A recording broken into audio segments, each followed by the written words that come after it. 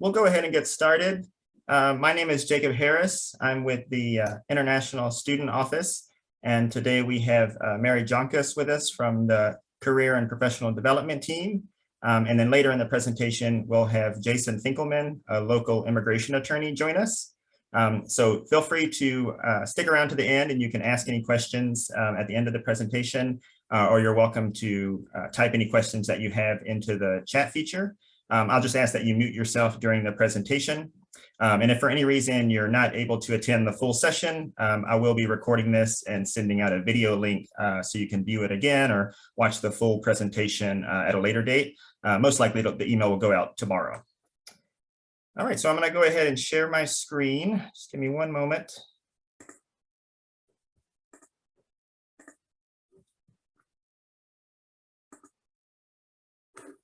Okay. So here's a quick overview of the presentation. First, Mary will go over the tips and resources from CAPD. Then I'll take over and give you some F1 visa employment rules and regulations from ISS. And then at 6 o'clock, we'll turn it over to Jason Finkelman, and he'll give you information about employment-based visas and long-term planning for F1 students. All right, Mary, go ahead and take it away. Thank you. Hi, everybody. My name is Mary. Like Jacob said, I am from the Career and Professional Development Office. So there's a couple things I want to touch on with you all just to get you kind of started in your career journey. And like Jacob said, any questions that you have, go ahead and put them in the chat, or if you come up with a question later, you can send me an email. So the first thing that kind of the first step in all career things here at St. Ed's is getting on Handshake. I'm sure many of you have already done this step, but if you haven't, this handy link will be found here in the slides whenever you get them. Handshake is a site that we use for making an appointment with your career coach, but also for searching for jobs and internships. The Handshake site can be accessed through the CAPD website or through my Hilltop. The next thing I want to touch on is career fairs. We have one internship fair coming up in mid-February. You can see down towards the bottom there, it's listed as February 16th. This internship fair is going to be virtual. So I have some quick tips for you before you attend this fair or any others. The first one is you're definitely going to need a resume. So a resume is essentially a document that's going to encompass all of your experiences and tell the reader why they're relevant to the role that you want. So I encourage all of you, no matter what stage you're at, whether it's your first year or your final year, whether you've had an internship or a part-time job before or not, I encourage you to have a draft of a resume just ready to go so that whenever you do find something that interests you, it's easier for you to go ahead and submit that application. So if you need help building a resume for the first time, we can certainly do that. You can make an appointment with your career coach to get some guidance. We also have a really handy guide there, that third link on the website, if you need something just to model yours after. And then once you do your draft, we highly encourage you to come in and get it reviewed. So you can either do that in an appointment on Zoom or in person, or you can use our virtual drop-off to get written feedback on your document within about a week. The next tip I have for you in terms of attending fairs, in this case a virtual fair, is to take a look at, once you register, you'll get a list of who all is going to be there. So what companies are there that interest you? Maybe you're seeing this list of companies and you have no clue what any of them are. That's okay. I would just go ahead and Google them. That's going to be your first step. See who's going, who seems like they're going to be of interest to you, and then come up with a couple of questions that you might want to ask these companies. So you can see here a couple of ones at the bottom. If you're stuck, you can feel free to use these samples. You could ask them, what does a typical day look like? So like, what is the office culture or company culture? How many interns you typically bring on each semester can give you an idea of the working environment and also how competitive that internship might be. And then what skills are important for potential interns to have? even better would be if you've already researched the company a little bit and you can get an idea of what skills they might be looking for. Ask them maybe, how are those skills applied during this internship? Next slide, please. Okay, so back to Handshake. These are two filters that often come really in handy for international students, especially.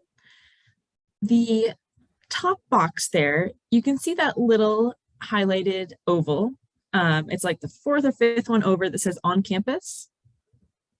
If you're needing an on-campus job so that you don't need to worry about any restrictions that come with being an international student, that's going to be the button to click that will save you a whole bunch of time. It's going to filter out everything else and show you only things on campus. Every single job that's available on campus will be posted on Handshake, so that's going to be the place to look. Along those same lines, if you're searching for an internship, you see there is a filter for that. Full-time, part-time, you can filter by location, search by keyword.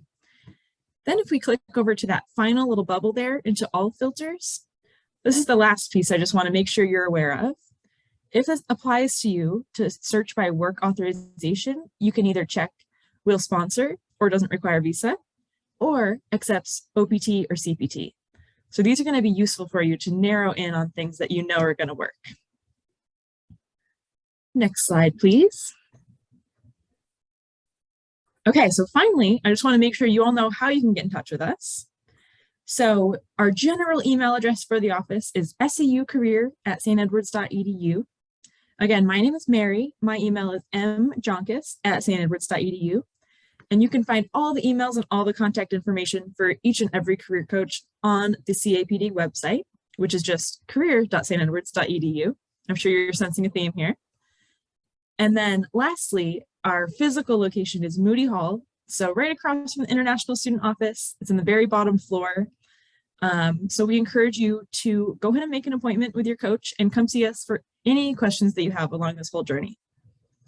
And I think that's all I've got for you. Great, thank you, Mary.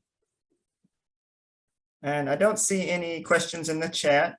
So as Mary mentioned, if you do have questions for CAPD, please send them an email or stop by their office.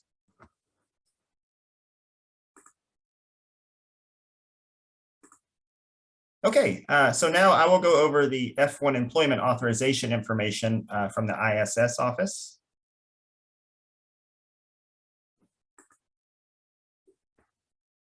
So first, I'm going to talk about on-campus employment. F1 students are eligible for part-time on-campus employment. That is up to 20 hours a week while school is in session. So during the spring and the fall session, you can work 20 hours a week or less on a job that's on campus. There's no authorization that's needed. You automatically have this authorization when you enter the country up to 30 days before the start of the semester. You can work for any St. Ed's offices or also affiliated businesses on the St. Ed's campus, such as the cafeteria or the bookstore. When you're in doubt if it's a on-campus job or if you're eligible to work there as an F1 student, please feel free to reach out to our office. You're welcome to email us, or you can always schedule an in-person or Zoom appointment. If you're getting paid, you do have to have a Social Security number in the US. And to be eligible to apply for a Social Security number as an F1 student, you do have to have the job offer. So if you apply for an on-campus job and you receive a job offer, then you'll want to go to My Hilltop, type in Social Security number, and you'll see what's in the bottom right-hand corner. That's what it looks like, the task. You'll click that, you'll fill out that information, submit it to our office, and then once we verify that you're eligible for that position, we will issue you a Social Security letter, and we'll send you an email when that's ready, and you can come to our office to pick it up. You're then going to apply for your Social Security card with the local Social Security Administration office. And it does take some time for that to be approved. So I would recommend as soon as you get the offer to submit this request to us as soon as possible.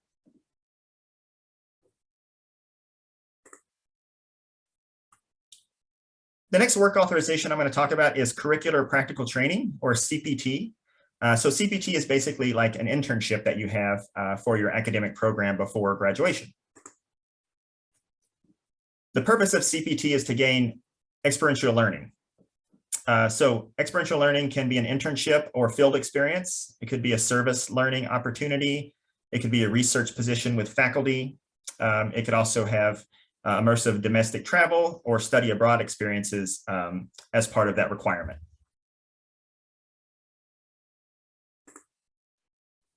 So what is CPT? Basically, it's an authorization or permission for F1 students to engage in an internship experience in their academic major.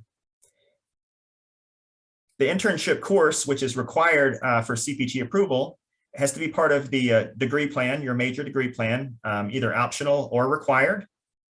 If you're not registering for an internship course as part of your degree plan, you may also be registering for the Career and Professional Development CPAM course, which can be 1 or 3 credits, or 1, 2, or 3 credits, I believe.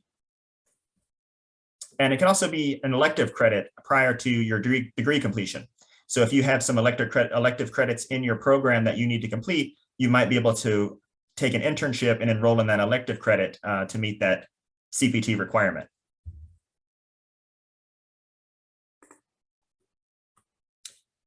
So the way that CPT authorization works is you first are going to register for the internship class.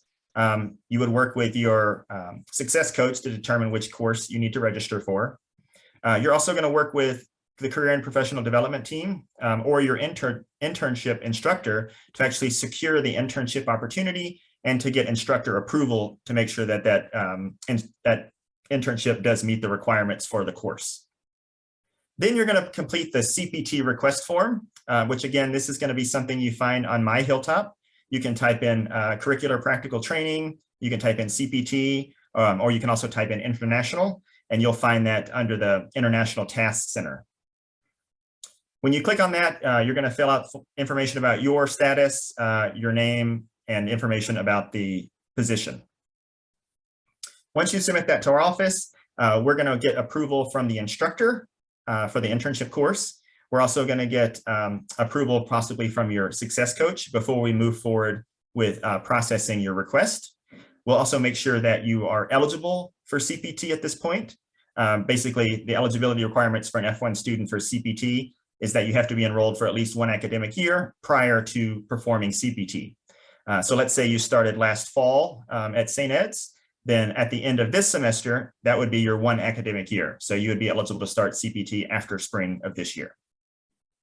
So once we actually approve your CPT request, we're going to issue you an updated I-20 that shows your internship work authorization. So we'll email you that I-20. And on page 2 of that I-20, you're going to have the information about where you're working and the dates that you're allowed to work. So the internship, it can only be during the semester dates. So for the spring semester, the dates that you could be authorized for CPT would be anywhere from January 10th all the way up until May 7th, which are the beginning and end dates of the spring 2022 semester. So once you get that I-20 email to you, it's important to sign it. You can sign electronically, you can print it out and hand sign it. But that's now you're going to be your most current I-20. So if you were traveling or something, maybe over spring break, you would take that I-20 when you're traveling instead of the one that you previously had. And if you are going to apply for a Social Security number when you are beginning your CPT, again, you're going to need to go to the local Social Security Administration office to actually apply for the Social Security card. And you're going to need that CPT I-20, which has your work authorization information on page 2. You're also going to have your other immigration documents, such as your passport, your visa, and your F1 I-94. So once you actually have that CPT I-20, that's when you can begin your internship. You must have the authorization on the I-20 before starting work, because the I-20 itself is your actual work authorization.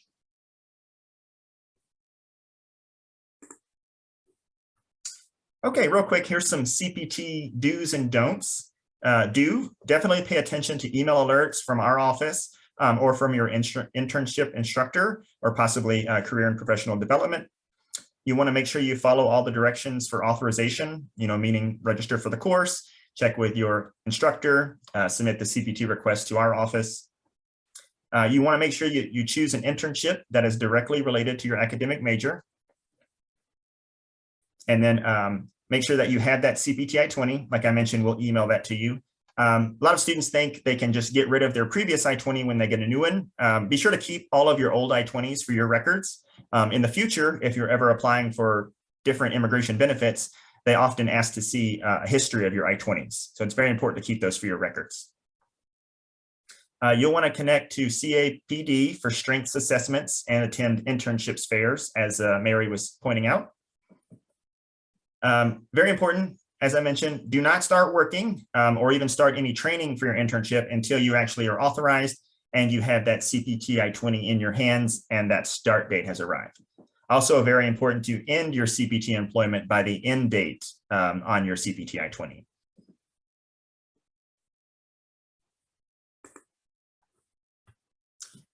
Okay, so moving on, I'm now going to talk about optional practical training, or OPT. I'm going to go over the OPT overview, when and how to apply, the OPT responsibilities, and the support that the ISS can offer.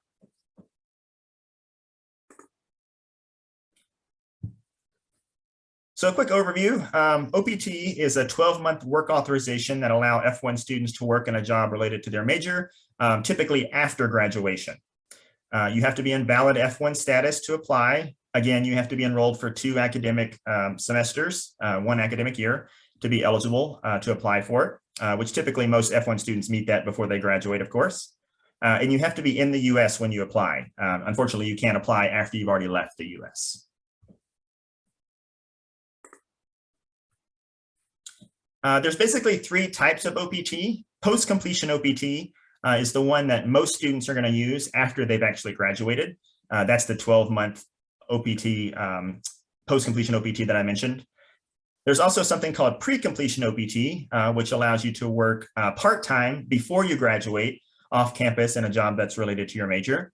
Most students don't choose pre-completion OPT because it actually takes away from the time that they are able to use post-completion OPT after graduation. So most students choose to maybe use a CPT opportunity to work before graduation instead of applying for pre-completion OPT. But if you are interested in pre-completion OPT, just contact our office and we can discuss the pros and cons with you. There's also something called STEM OPT. This is a 24-month extension for qualified STEM field degrees. So basically any science, technology, engineering, or mathematics degree, you would be eligible to apply for an additional 2 years of that initial 12 months of post-completion OPT. It is a separate application, so you first have to be approved for the post-completion OPT, and then later, toward the end of that 12 months, you can apply for the 24-month extension if you're in one of the STEM eligible degrees. And if you're unsure if your degree is STEM eligible, you can always reach out to our office and we can verify that with you.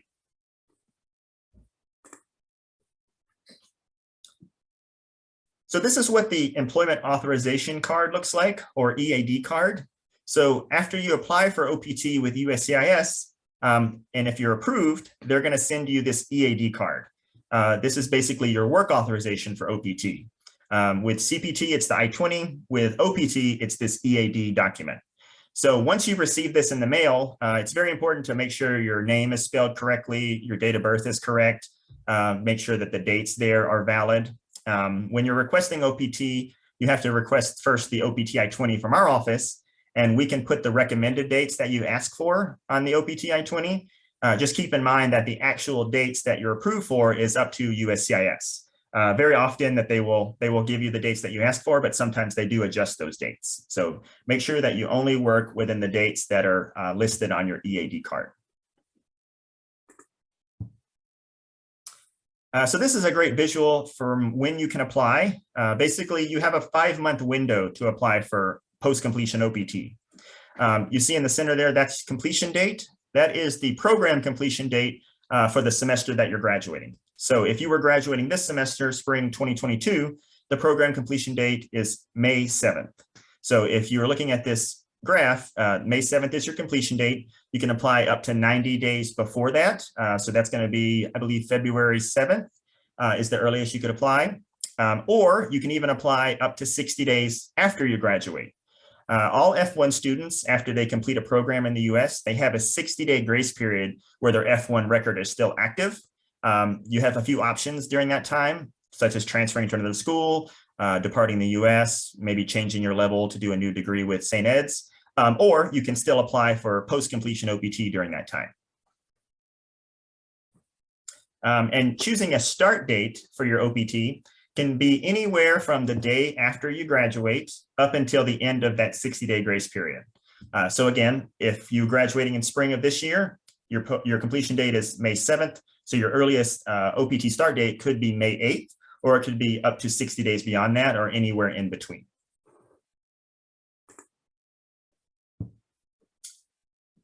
So this is the OPT steps, basically from requesting OPT from our office to actually applying with USCIS, and then working and reporting that employment during your OPT period.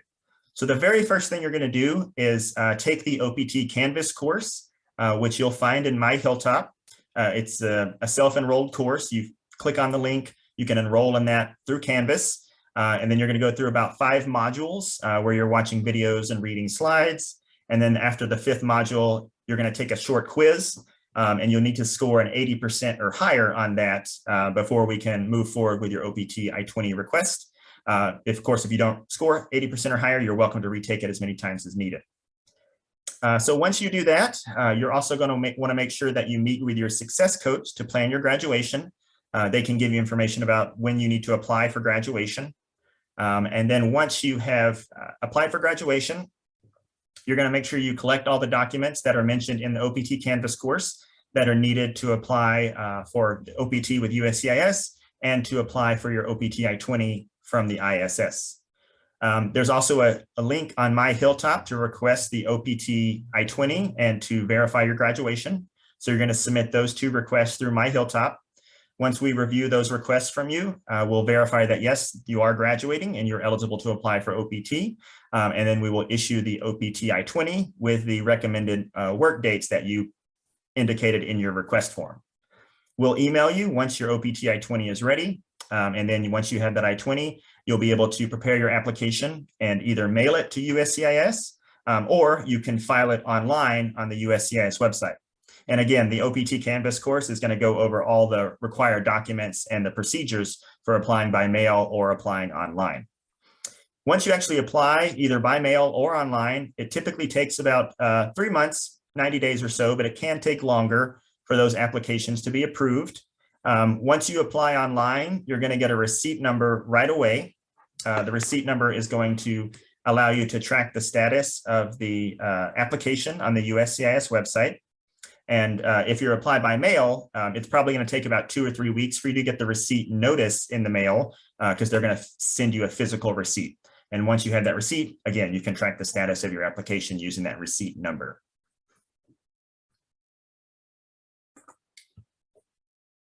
So once you've actually applied, if it's approved, you'll likely receive an approval notice either by mail or email. And then you're going to receive that EAD card that I mentioned to the address that you provided on your OPT application. And you're actually able to begin work as soon as that start date has arrived and you have that EAD card in your hand. Once you begin work, once you have a job offer, you start working, you need to report your employment to the ISS so we can update your CBUS record, your F1 CBUS record. USCIS requires you to report any changes to employment or even changes to your local address within 10 days of the change during your OPT period. So let's say your OPT is approved and you're starting your employment on June 1st. Within 10 days of June 1st, you need to report your employment to our office so we can update your record. Maybe you're moving, maybe you got a job offer in California. So that means you're also changing your local address. You also need to report your new address as well. You can do that by going to My Hilltop and look for the OPT reporting form. And again, you'll fill that out, submit it to our office, and then at that time, we'll update your CBUS record, and we can even provide you with an updated I-20 showing where you're working.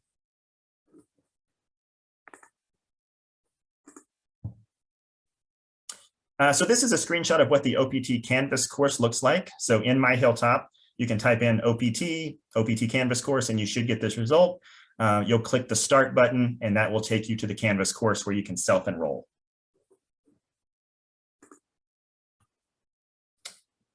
Once you have the OPT I-20, it's time to file your application with USCIS. There is a filing fee that you have to pay to the Department of Homeland Security. Currently, it's $410. You can pay that by check or money order if you're mailing your application, or you can pay it with a credit card if you're submitting your application online. That goes to the Department of Homeland Security. You also have to fill out the USCIS I-765 form if you're mailing your application. That form can be found on the USCIS website, or if you're filling out your application online, you'll fill out the online application. You have to provide 2 passport photos. Passport photos in the US are 2 inches by 2 inches, and you cannot be wearing your glasses in those photos. So be sure to remove your glasses. And you can get those at, typically a CVS, a Walgreens, Walmart, places like that offer passport photos. The F1 documents that you have to provide are going to be your OPT I-20 that our office issued for you. It's going to be your most recent I-94 arrival record showing that you're here in the US in F1 status. It's going to be your previous I-20s. So as I mentioned, it's a good idea to keep copies of all of your previous I-20s while you're studying in the US. And then also if you've ever been approved for OPT in the past, maybe you're applying now as a master's student, but you had OPT at the bachelor's level, you'll want to also provide a copy of that previous EAD card that you held. You also need your passport photo page and your F1 visa stamp. Maybe if you changed your status to F1 within the US, you might have an F1 approval notice rather than the F1 visa stamp.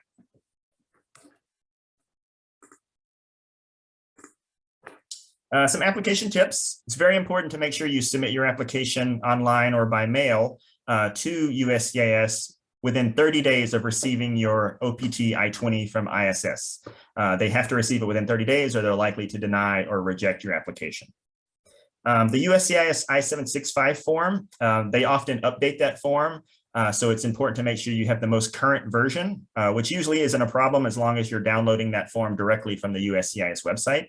And sometimes that $410 fee that I mentioned does increase. So again, always check the USCIS website for the most up-to-date fee assessment for your application. And keep in mind, this is a personal application, so we can give you advice and help you troubleshoot, but you need to take ownership of this and make sure that your application is complete before submitting it to USCIS. It can be very complicated, and we do highly recommend that you follow the instructions provided in the OPT Canvas course before submitting your application. And shipping concerns. You must have someone available to receive your EAD card when it arrives.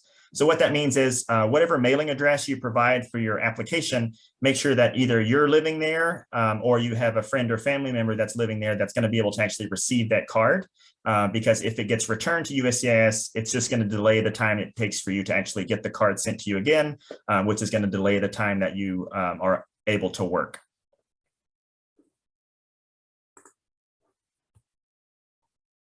Again, once you're on OPT, the requirements are to report changes of employment or changes of your address within 10 days of the change. You can do this through what's called the SEVP student portal, which you'll gain access to once your OPT period starts. You'll get an email from the Student Exchange Visitor Program with information about how to log in. But we do also require you to report that to our office, or you can just report it to our office and we'll do all the updates for you. Again, you would find that OPT reporting form in the My Hilltop. There's also a 90-day unemployment limit for post-completion OPT. So what that means is you have a total of 90 days out of your 12 months to be unemployed. It's very important to keep track of days that you're not working because those days would count as unemployment days. So for example, if you start, your EAD start date is June 1st, but you don't actually start working until June 10th, then you've already used 10 days of your unemployment period. So you would subtract that 10 from your 90. Now you only have 80 days of unemployment period left for your 12 months of OPT. Once you go beyond 90 days of unemployment, the unemployment limit, you've basically violated your F1 status. So again, very important to make sure you keep track of your unemployment days. So this last slide here gives you some resources for any questions that you have about on-campus employment, CPT or OPT. You can go to My Hilltop. You can click on the Student Success Center, and that will give you the link for the International Student Services Office. Under the International Student Services Task Center, you'll see a whole collection of work authorization tasks where you'll find OPT, CPT, SSN letter requests. The OPT Canvas course can be found there. Or if you have trouble finding it, just send us an email and I'll be happy to provide the link for you. You can always come into our office. You can make an appointment online to either come in person or you can also do a Zoom appointment if you're not able to come in person. And we also have our phone number listed there. Phone numbers, typically you're going to leave a voicemail and we're going to call you back. So usually email is the quickest way to get in touch with us. All right. I think we have a few questions here before I turn it over to Jason Finkelman. So let me just scroll up here. Do you need to have a job secured by the time you apply for OPT? Great question. No, you do not have to have the job offer to apply for OPT. F1 students are able to apply for this benefit based on the fact that they're graduating. So in the time that it takes to apply and actually get approval, you can actually start looking for jobs and even accept a job offer. But what's important is that you don't actually start any work or start any training until the EAD card has arrived and that start date has arrived. Is there a limit on how many hours I can work on OPT? Very important. You're actually expected to work full-time during OPT. When you're working on OPT, the job has to be related to your major and it has to be considered full-time. So anything over 20 hours a week is considered full-time. So even a job that's 21 hours would meet the full-time requirement. You can typically in the US work on average up to 40 hours a week, although you're also able to work more than that if needed. What kind of job can take on OPT? Are there limitations to what kind of job to consider for OPT? Yes, again, you have to make sure the job is related to the degree that you just received. If you're unsure about that, you're welcome to email us. And it's always recommended to keep documentation of maybe your job offer letter or a list of your duties in that position, and keep anything that you would find helpful to prove how this job is related to the degree that you just received. How long does OPT last, and what are problems or challenges associated with applying too soon, maybe as a junior? So OPT, typically the 12 months post-completion OPT lasts for 12 months. You can only apply up to 90 days before you graduate or the 60 days after graduation. So really you're only applying in your graduating semester. So that's really not going to affect you applying too soon because we're not going to issue the needed OPT recommendation I-20 when you're still a junior. You're certainly welcome to go ahead and do the OPT Canvas course and get familiar with the OPT process, but we won't actually issue the OPT I-20 until you're eligible to apply for it. Is a STEM minor enough to apply for a 24-month extension for CPT? Unfortunately not. It has to be your major. It has to be the degree that you received. So it has to be STEM eligible degree, and you have to be in a valid period of post-completion OPT before you're eligible to apply for the STEM extension. Are the 90 days part of the work days for the 12 months of OPT? 90 unemployment days part of your work is, so I think what you're asking here is maybe if you have weekends off, then those are not counted as unemployment days because you're still employed with that company. Those are just your days off. And even if you take vacation, those days are not counted as unemployment days. Unemployment days is when you're not employed. So again, in my earlier example, your EAD start date is June 1st, but you actually don't accept a position and start working until June 10th, then those days in between June 1st and June 10th would be counted as unemployment days. As I understand it, CPT is mainly used to apply for internships while still in undergrad. If this is right, how long can the internship be and can it be paid? Yes, it can be paid or it could also be unpaid. And CPTs are granted on a semesterly basis. So it's only going to be granted from anywhere as early as the start of the semester up until the last day of the semester. You can get approved for more than one CPT, and CPT while you're during the semester, like for spring and fall, it's only going to be authorized for part-time. So that's 20 hours a week or less. Can OPT be used to shadow in a hospital and not get paid for it? Yes, if your degree is related to a medical or biology, something like that, then yes, and it doesn't have to be paid as long as it is considered full-time. So as long as you're working, at least 21 hours a week, shadowing someone in that hospital, and you would still need to report that to us as employment, even though you're not getting paid. Can you secure an internship before applying for CPT? You can, yes. You would first want to make sure that you register with the internship course and check your internship opportunity with that instructor to make sure it's going to meet the course requirements. So if you have an internship offer, you might want to reach out to us to see if you're eligible for CPT yet. Maybe also reach out to the Career and Professional Development team to see if that internship would be a viable option for you. All right, I think that's all the questions we have now. I'm going to stop sharing, and I believe we have Mr. Finkelman is here now, so I'm going to go ahead and turn over the presentation to him. Thank you, Jason, for attending. You got it. Thanks for having me. I'm going to try to share my screen here. I may have to have you guide me here through this. Let's see. Yeah, I think I gave you permission, so let me know if you're having any issues. I'm looking for the share. There, I see it. Got it. Share screen. Mr. Harris? Yes. Quick question related to OPT. So USCIS determined like you apply requesting a start date for the OPT on the card, and the card comes with your end date, right? Like of the 12-month period, correct? That's correct. Yeah, they're going to basically give you 1 year minus 1 day. So again, if you request June 1st of 2022, your end date is going to be May 31st of 2023. Okay, very well. Thank you. Sure. Tell me if you can see my screen now. Yes, sir. Nice. I'll move that out of the way. Well, thanks, Jacob, for having me out, and thanks everyone for attending, especially on Thursday in the evening. I've had the privilege to get to do this for many, many, many years now, and I really enjoy getting to do this, especially for those that are attending this live and for those that may be watching this later.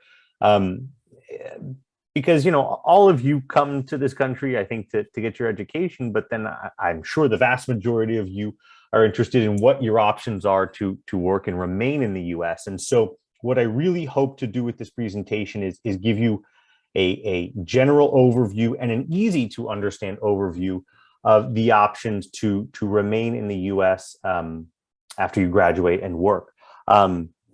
By way of examples, you can see here on your screen here, I'm Jason Finkelman. I'm an immigration attorney, and the focus of my practice is on employment-based immigration and family-based immigration. So working with US employers and foreign nationals to help them get the visas they need to stay here and work in the US, obtaining, you know, employment-based lawful permanent residence or green cards after graduation, or family-based green cards.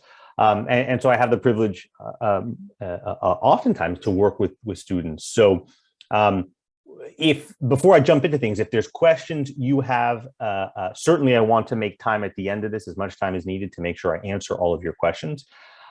If there are questions you're not comfortable asking, you know, my contact information is there on the screen, and you can always reach out to me at any time with any questions you have. So that said, let's jump into things here. And I think the best place to start really is kind of giving you a quick overview of how the immigration system kind of looks. And really it's divided into two hemispheres. You know, the first is called the non-immigrant visa. And non-immigrant visas are all temporary visas to the US. And there's many different types. They range from letter A to letter U. Each letter has different eligibility requirements, different lengths of stay. Some provide work authorization, some do not. But built into each one of these non-immigrant visas is a promise that you're making that you intend to return back to your home country at the end of your temporary stay. So for example, many of you, I assume, are on F1 visas. That's a type of non-immigrant visa. The other hemisphere is called the immigrant visa. An immigrant visa, simple terms, means you get to stay in the US permanently. It means the same thing as lawful permanent residence or a green card. The benefit of that is pretty sweet. So we're going to focus most of this presentation on non-immigrant visas. And at the end, we'll talk a little bit about immigrant visas, because most people come here typically on a non-immigrant visa first, and over a period of time, they will what's called adjust their status to that of an immigrant. So what I really want to focus on most of this presentation is the most popular non-immigrant work visa, and the one I'm sure many of you are hearing about, especially right now, because it's a time-sensitive visa. And that's the H-1B visa. Now, generally, the H-1B visa has two requirements. The first requirement is that there's a US employer that's going to offer you, the foreign national, a job that at a minimum requires a bachelor's degree to perform the functions of the position. And it's not up to the US employer to say, oh yeah, we require a bachelor's degree for this position. No, quite the contrary. It's actually up to the US Department of Labor, the US government. They basically have an online database of all the general job occupational classifications, and they say which jobs require a bachelor's degree or not. So, for example, if you're coming to work in a tech job or an engineering job or as a doctor or chemist, those are jobs that are going to require a bachelor's degree. But to get a job working as a barista at Starbucks or a janitor, no, those are jobs that aren't going to require a bachelor's degree and won't be H-1B visa eligible. So that's requirement one. Requirement two is that you, the foreign national, hold in your hand a bachelor's degree or higher that relates to the position you're going to be working in. Okay, so if you're again, you're coming to work as a chemist and you have a bachelor's degree in chemistry, great. But if you've got a job as a chemist and you've got a bachelor's degree in marketing, well, the government's going to say, well, what does the knowledge you learned in your marketing classes or your marketing degree provide you with the ability to perform the functions of the position? So your degree has to relate to the job you're going to be working in, okay? And as part of that, the employer has to agree to pay you a prevailing wage, a required wage for the position. And again, the Department of Labor has online an occupational guidebook that tells people, hey, this is what the prevailing wage is for this particular job in the geographic area. And the employer has to agree to pay you that wage for the position. The job itself is specific to a location. So you have to be working at a specific location in case that immigration wants to check on you and knock on the door and see if you're there. You have to be paid that specific wage as outlined in the application. And you can only be working for one specific employer. That is the employer that's sponsoring you. That same thing goes with the job title and the job duties. So you have to be working in a specific occupation. You can't be working in multiple jobs. And you have to define very succinctly what the job duties you are going to be performing and the complexity of those roles to show that it's H-1B qualifying. The H-1B does not allow for self-employment. And really none of the visa categories we're going to talk about today allow for you to self-sponsor yourself. That's a really, really a popular question I get. Can I sponsor myself for a visa? The answer to that is no. You have to have a US employer that's going to sponsor you. And the second most popular question I get, and it's sort of some practical guidance here, is whether I, the foreign national, can pay for the costs associated with the H-1B. And the answer to that is no. Your US employer must pay for the entire H-1B visa process. That's the filing fees they're going to pay to the government, attorney's fees, any fees associated with it. And one of the most common situations I hear from students is an employer said to me, hey, we'd love to sponsor you for an H-1B visa. We don't know really much about it. We're happy to sign whatever documents you want, but you go ahead and pay for it. If that situation arises, and I think it's likely to arise for many of you, it's not your US employer trying to be shady or trying to skirt the legal process. They probably don't know much about the H-1B visa process. And you're going to have to say to them, unfortunately, the process is very strict and all fees must be paid by the employer. I, the foreign national, cannot pay any of them. You can't take it out of my salary. I can't pay you back on the back end. The employer has to pay for the entire process because it's an employer-sponsored visa. Now, the H-1B visa is the only visa category that has a cap or a limit on the amount of visas that are issued annually. And that number is 85,000. Each year, usually in the first week of March, U.S. Citizenship and Immigration Services, USCIS, makes 85,000 H-1B visas available for all U.S. employers to apply for. They do this via an online registration system. And this is a new process that was started a couple of years ago, but and it's how it's going to work right now or this coming year. So employers will submit an online registration during this designated registration period. Usually it's in the first 2 weeks of March. What happens during those first 2 weeks of March, and what's happened for the last couple decades, is during that registration period, USCIS gets more registrations than there are available visas. So they say, uh-oh, we got a problem. We got way too many people applying for these 85,000 H-1B visas. So they tell employers, we're not going to accept any more registrations after the first 2 weeks of March. We're going to take all those registrations that were submitted and put them in a computer-generated lottery system. We're going to let a computer select at random the 85,000 that will then be invited to submit a full application. And if that full application is approved, the visa becomes active to use on October 1st. It would be good for 3 years initially, plus a 3-year extension thereafter for a maximum of 6 years. So what happens is that lottery is usually conducted on the last day of March, after all those registrations go in. On April 1st, we find out who was and who was not selected in that lottery. Those that were not selected in the lottery, employers are notified, hey, sorry, try again another year. If the registration was selected, the employer has 90 days to submit that full application. And no matter when it's approved, it becomes active to use starting on October 1st.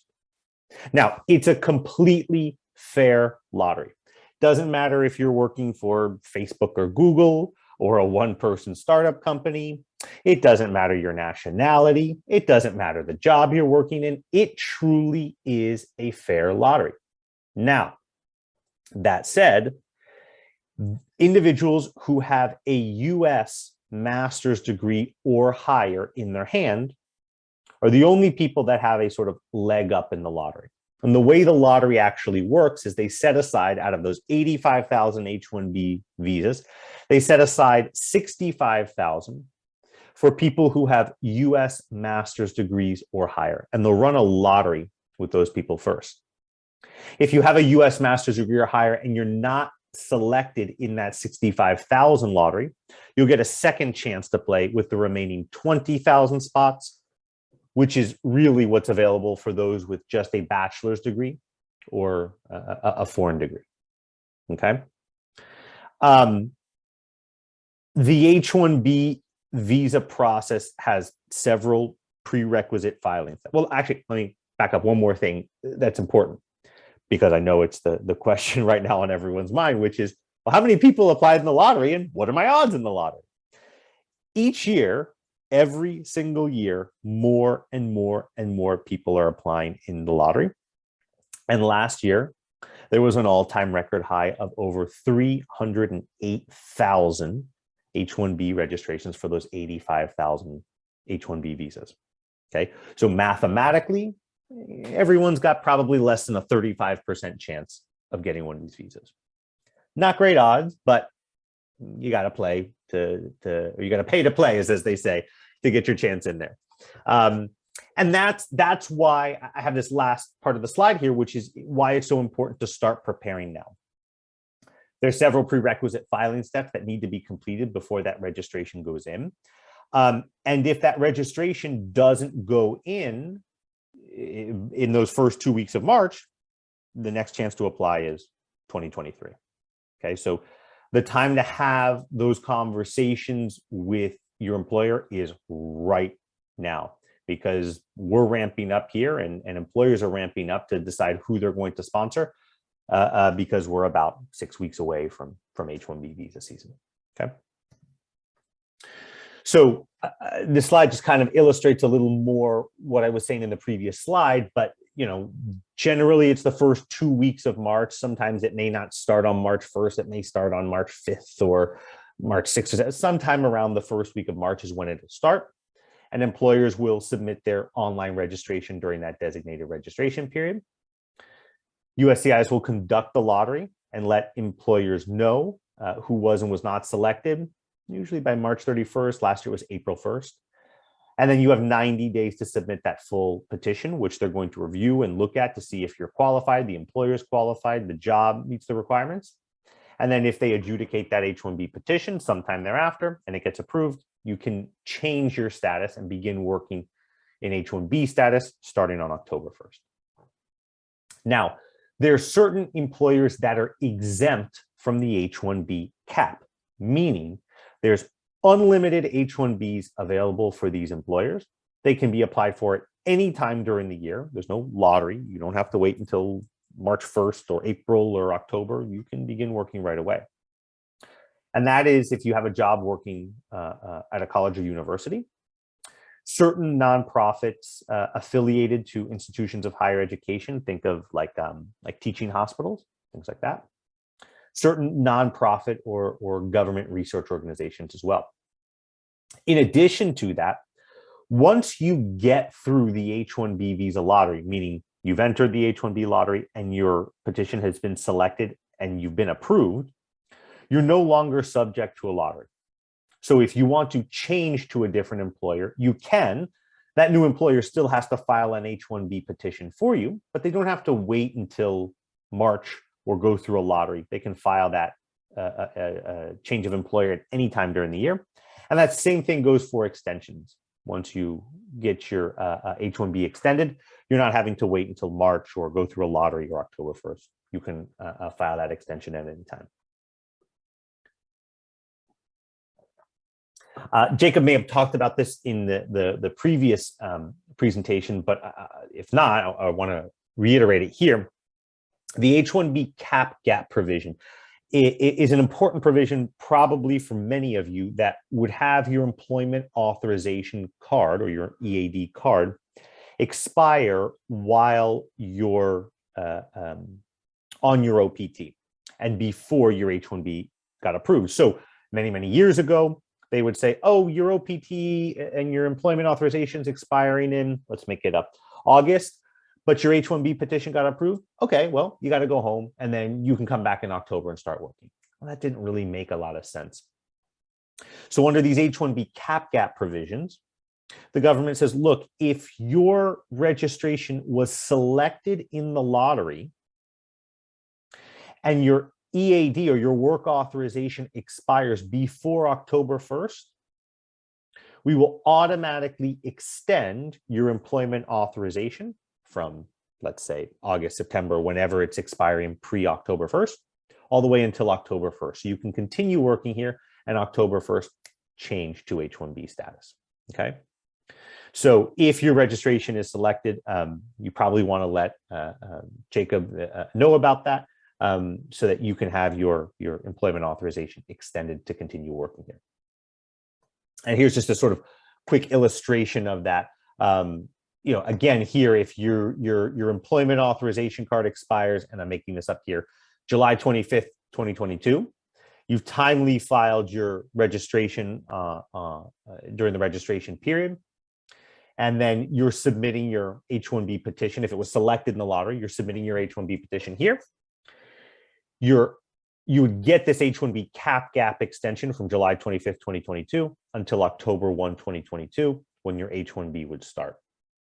So it's sort of an illustration of what we were talking about there. Now, we talked about before, once you get through the H-1B visa lottery, you're good. You don't have to worry about going through the lottery anymore.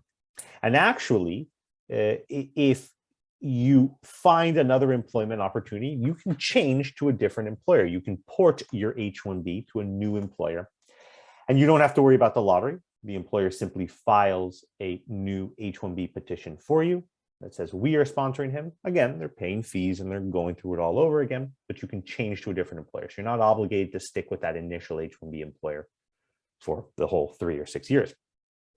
Now, if you're terminated by your employer, your H-1B employer, or you quit, you have a 60-day grace period in which you can find a new employer that during that 60-day grace period will file an H-1B petition for you to change employment. Otherwise, you have to go home. Now, that 6 years of H-1B visa time is yours to use. So if you can't find employment within that 60 days, okay, you can go home and you may find another employer 6 months down the line, 12 months down the line, whatever it may be. And you can tell that employer, hey, I'm not subject to the H-1B lottery anymore. I already got through. So if you file this petition for me, I can come back and start working for you if it gets approved. Okay, so we talked a lot about the H-1B visa, and I'll definitely answer some questions on that. But as I said before, the reality of the H-1B visa is that most of you probably listening here are not going to get the H-1B visa, just statistically speaking, right? The odds are not in your favor. So I want to talk here about some of the other common non-immigrant visa options for individuals to remain here in the US, okay? The first one we'll talk about is called the L-1A visa, which is for intra-company transferees, okay? So in some cases, you may be working here on your OPT, and you may be working for a multinational company, meaning a company that has a parent, subsidiary, branch, affiliate office outside the US. Under the L-1A visa, if you are outside the US for 1 full year, working in a managerial or executive capacity for a company that has a related US parent, subsidiary, affiliate, branch office, you can be transferred from that foreign entity to the related US entity to also work in a managerial or executive capacity. And that visa would be good for 3 years initially, plus two-year extensions for a maximum of 7 years. So sometimes, let's say, for example, you have an internship or OPT with Dell. They say, hey, you know, we filed an H-1B petition for you. Sorry, you didn't get lucky in the lottery. But, you know, we have offices in, I'm making it up, Singapore. Go work for us over there for 1 year. We'll have you working in a managerial or executive capacity. And then after 1 year, we can transfer you back on an L-1A visa. The L-1A visa, just like every visa you see on your screen right now, does not have any caps or limits on them. There's no requisite time period in which you can only file these. They can be filed at any time during the year. Okay, so the L-1A is a good visa option if you're working for a multinational company. Alternatively, for those that are entrepreneurial, there's a pathway called the New Office L-1A, which allows you to be outside the US, maybe starting your own company in your home country, working for 1 full year in an executive or managerial capacity, let's say CEO or president. And after 1 year, you can now open your related US subsidiary, parent, affiliate, branch office and transfer yourself as CEO from, let's call it Jason, Canada to Jason, USA, and start your business that way. There's a lot of intricacies and a lot of sort of more nitty-gritty eligibility requirements for that L-1A visa. But for those that are entrepreneurial or maybe don't get lucky for an H-1B visa, we often do L-1A for entrepreneurial students who are going back to their home country and starting their businesses and want to open up a related US office here and transfer themselves that way. The E-1 and E-2 visa is for foreign nationals from certain countries that are coming to either engage in substantial trade under the E-1 visa or make a substantial investment in a US business under the E-2 category. Only certain countries are eligible for this visa, because there has to be a treaty in place between the US and that country. Currently, there are many countries that are not eligible for this visa, and here's where I get to burst the bubble for some of you. India, China, Brazil, Russia, a whole host of other countries. You can Google whether your nationality is E2 eligible. But for those people from those countries, no, you're not eligible for the E1 or E2 because there's not a treaty between the US and those countries.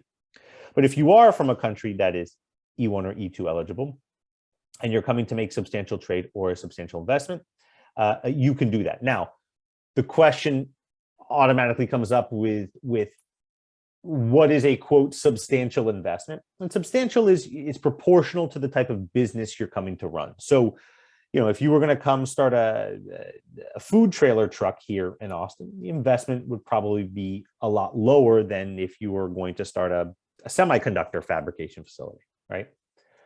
That said, the way in reality immigration officers look at what is substantial really is the closer you are investing personally to $100,000 US, the more the government deems it to be, quote, substantial. The more they think, hey, this is enough to get your employees, get your equipment, pay for your electricity, your internet, whatever it may be, to get this business off the ground. Does it have to be $100,000? No, but the closer you are to that, the more the government deems it, quote unquote, substantial. Okay.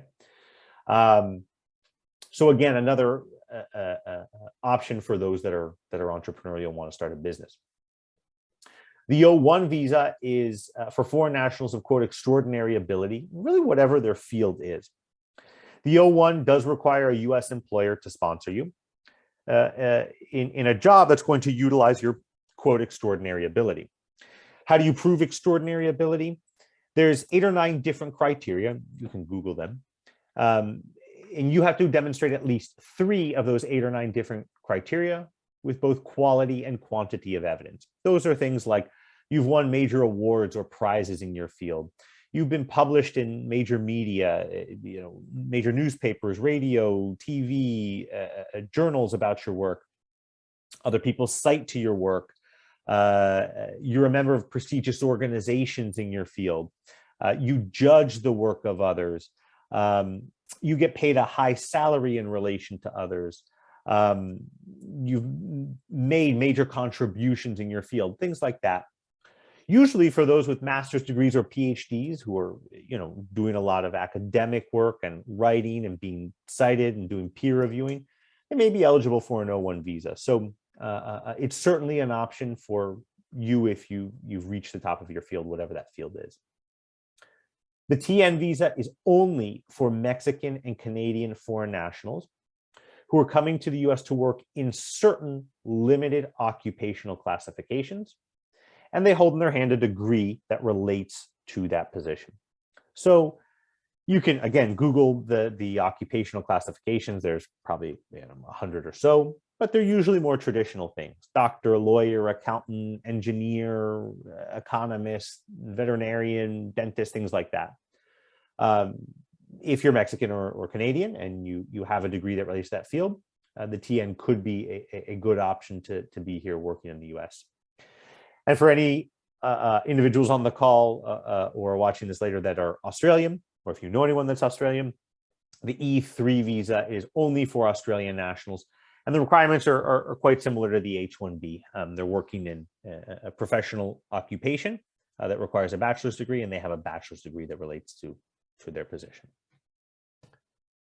Okay, so everything we've talked about so far has really focused on non-immigrant visas, the temporary work visas. But I want to sort of wrap things up on this last slide here before I open up to questions, to just sort of give you a quick snapshot of the options to get here and obtain US lawful permanent residence, because I'm sure for many of you, that's really the end goal.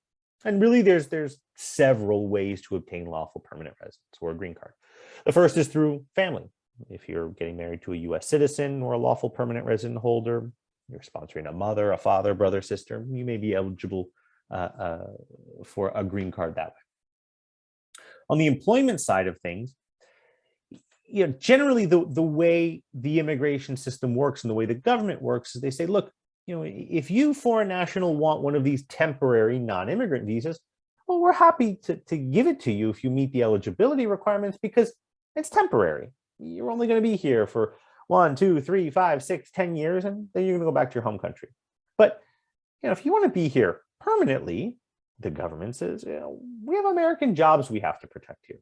So to make this process fair for Americans, we are going to require you to have a US employer that we, the US government, are going to put through a test of the US labor market in which they have to demonstrate to us that there are no qualified, able, willing, or available US workers who can do what you do.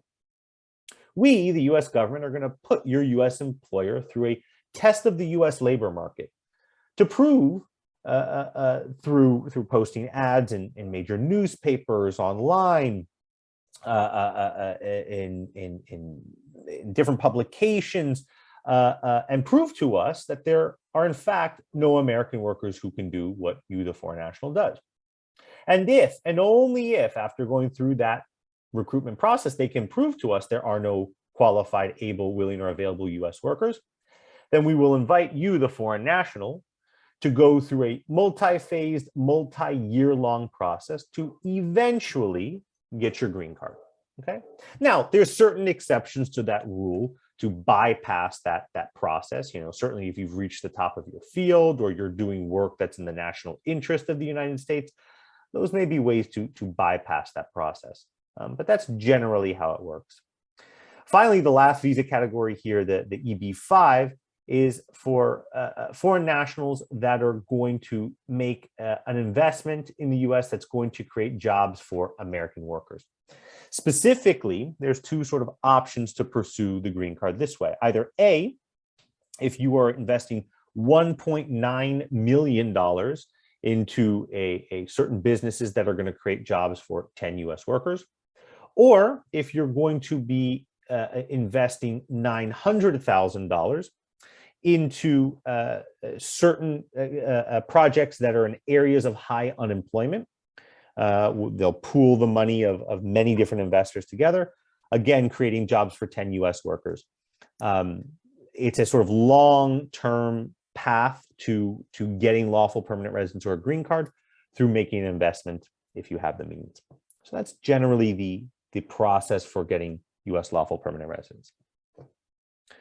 So I realize I sort of got through a bunch of information here on a lot of different visa topics, but this can get real dry and real boring real quickly. So I wanted to give you this snapshot in hopefully an easy to understand manner and keep your eyes open and save enough room here at the end for questions, which we can open up to, or you can put them in the chat. Again, if there's specific questions you have that you're not comfortable asking from the group, my contact information is on the screen and you can reach out to me at any time. But I'll open it up either through you, Jacob, or through chat, however you want to do it. Sure. Thank you, Jason. I see that we had two questions come in on chat. Can the job title duties be changed over time? Yes. So if you're on an H-1B visa, certainly the job duties can change. If the job duties substantially change, then the employer has to file an H-1B amendment. So again, for example, if you say, hey, I'm starting off as a software engineer, and now really what I'm doing is more of a programming role.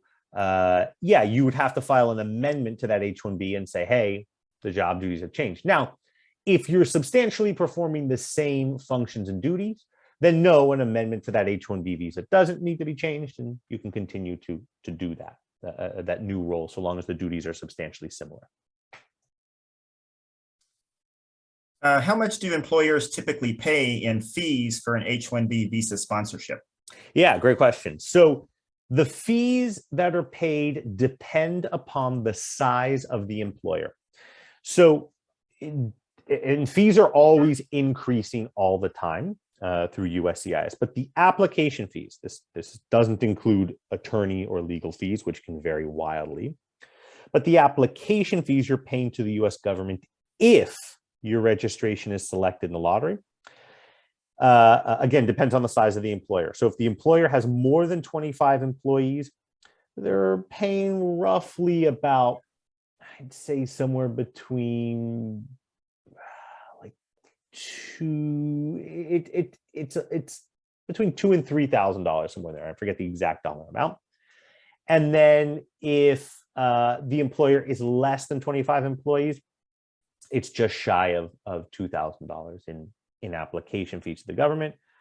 Attorneys' fees can range from anywhere from $3,000 to $10,000. It can range wildly, and that also depends on the complexity of the case. My nationality and profession are inside the TN requirements. What does that mean for me? Yeah, so certainly if you're Mexican or Canadian, that's the first element. The second is the profession. So if you found a U.S. employer that said, hey, I want to sponsor you as, let's call it an engineer, okay? They could sponsor you for a TN visa really at any time, so long as you have that degree that relates to the position. So you would make a TN application at the consulate in Mexico or Canada, depending upon where you're at, or you could make it within the United States. And you could begin working for that employer on a TN visa if, again, you're working in a role that's in one of those occupational classifications. Great. I don't see any further questions in the chat. Would anyone like to come off of mute and ask another question? I do have a few, yes. Go ahead. Is there any tax-related information that we need to provide during application process for visas like H-1B or OPT? Not personal tax information as part of the immigration application, but there is a tax element, whether you're here on F1 or H-1B or any other element. And usually, certainly when you're here on the F1, I would say you speak to the university about that. Once you get on your H-1B, you're going to want to speak to an accountant or a tax lawyer about that, because there's tax implications on your worldwide income here. So yeah, that's an important element. But in terms of your question, filing on the application, no, they're not looking at your income or your tax returns or anything like that. Okay. Other questions that I have, it's related to a similar question regarding duties and responsibilities, like if they change. Would, for example, if during those an H-1B visa during like a period of 3 to 6 years, if you happen to have like a promotion, so like more like a change of titles, but like you're still working in the same department, basically still having the same duties, would that be qualified as like necessary to update them? No. So Nope. the laws say that promotions and job title changes and increases in salaries and bonuses, nothing needs to change. It's only if your duties that you're performing are changing substantially, then you would file an amendment to that H-1B. But yeah, they account for the fact that, yeah, you're probably going to get promotions and raises, and maybe you'll now get in a managerial role or something like that. So yeah, those things are allowed. So one more question, is there Sure. like a period between, like, for example, you mentioned about like changing if you quit or you're terminated during your H-1B time, is there a number of days that you need to find another employer? Correct. That's 60 days. So we talked about that in the presentation. Yeah, you have 60-day grace period to find that new employer that's going to file that H-1B petition for you to change your employment. If not, then you've got to wind up your affairs and go home. Okay. Yeah, sorry I missed that. Oh, no, it's okay. Thank you. Yeah. Other questions? Looks like we had a question about CPT. They're asking, am I able to take a remote internship with CPT? Yes, you can. Just keep in mind that you're still going to be required to have, full-time enrollment and in-person courses. So it might be possible to do a remote CPT. You would just, again, want to check with the internship instructor to make sure that job is meeting the internship requirements. And again, once you submit that request to our office, we'll make sure that job meets the F1 requirements. I have another question related to H-1B. Sure.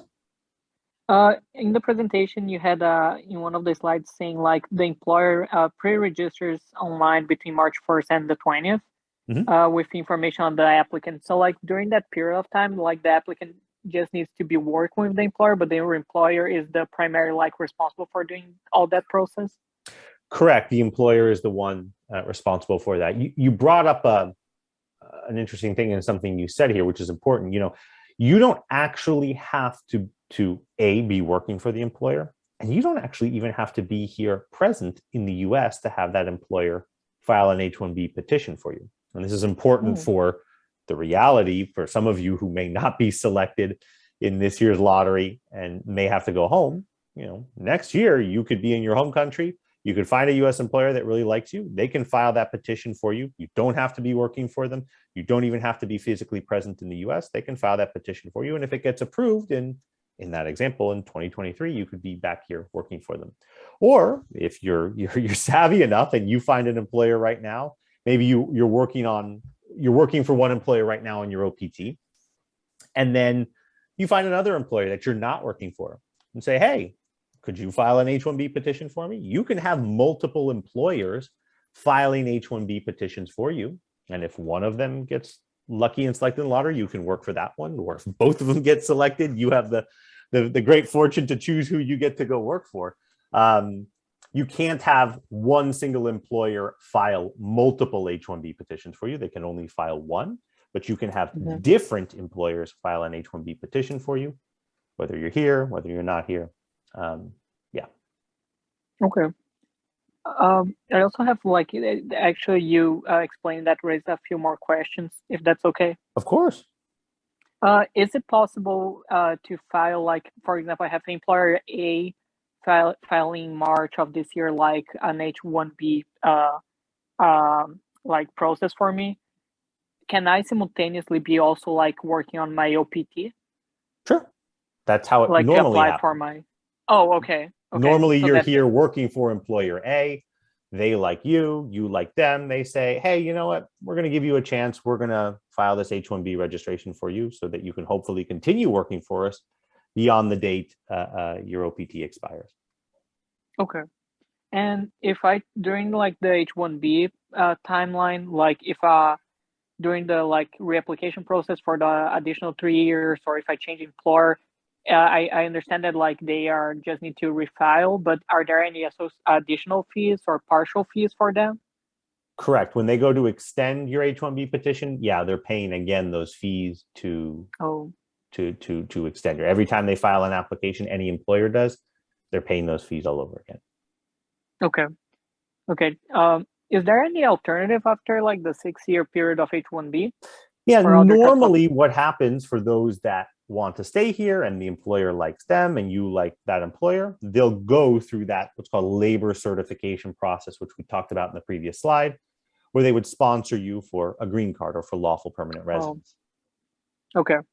And that thank you very much. Typically happens, when you're here, you're working for them, so that during that 6-year period of time, ideally you can be here and get your green card through that employer. I see. Thank you. I appreciate the information. Oh, my pleasure. Other questions?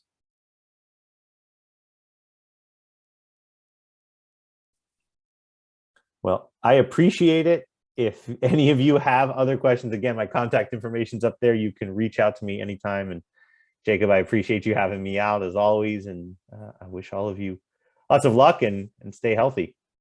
Yeah, thank you so much, Jason. We really appreciate you coming on today and presenting this information. As Jason mentioned, feel free to contact him if you have additional questions for him. And you can always email ISS for any F1 related questions about your status or employment. And feel free to reach out to the Career and Professional Development team about internship opportunities or maybe resume writing, anything like that. I just want to say thank you again for everyone for attending. We will send out a video link so you can watch this recording likely tomorrow.